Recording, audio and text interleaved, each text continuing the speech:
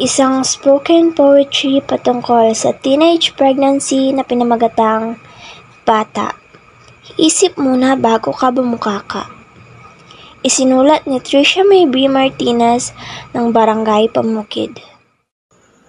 Kabataan. Mga inaasahan ng karamihan bilang pag-asa ng bayan.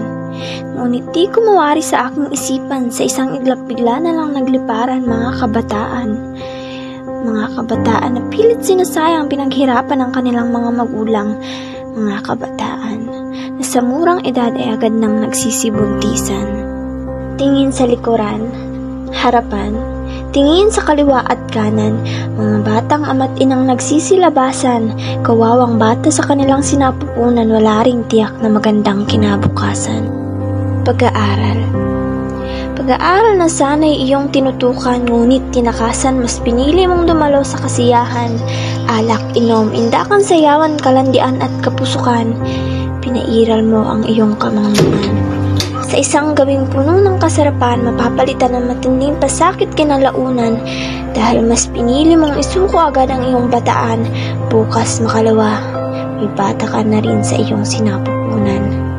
Itatakwil ng magulang, kakasuklaman at pandidirian ng lipunan. Lahat ng ito ay iyong mararanasan.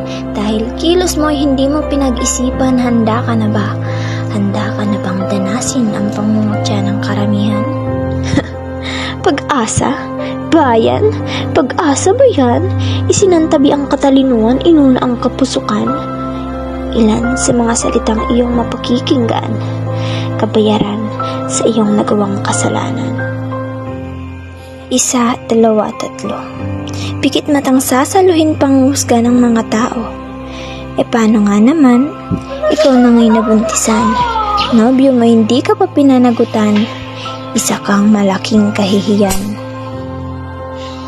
Walang humpay na iyakan. Puno ng puot ang iyong isipan, ngunit huli na para pagsisihan. Magulang may pinagtaksilan, payo nila hindi pinakinggan, pagkos pinairal ang katigasan. Matapos ang ilang buwan, anak mo'y matagumpay mo namang nailwal, ngunit kasama mo na bilang palaboy sa lansangan.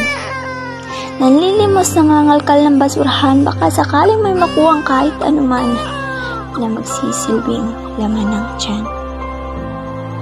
Dahil sa matinding pasakit na naranasan, di kinalaunan ikaw ay nasiraan ng bait. Hindi ba kay bait? Sa isang maling galaw, ikaw ay nagpagalaw. Ngayon sarili mo'y humihiyaw sa matinding pasakit na hindi magkanda umayaw.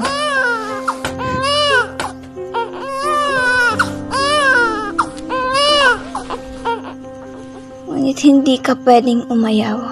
Kailangan mong gumalaw, hindi ka pwedeng bumitaw dahil anak mo'y kailangan ng ikaw. Sa inyong dalawa, ikaw ang magsisilbing ilaw. Ako si Lan, biktima ng teenage pregnancy. Sa halip na hawak ko'y papel at ballpen, hawak ko ngaya'y sanggol na may lampin. Pagklase sa paaralan, kailan ko kaya muling mararanasan? Diploma at magandang trabaho, kailan ko kaya makakamtan? Isang napakahirap na karanasan aking naranasan. Sa isang iglap, naglaho aking magandang kinabukasan.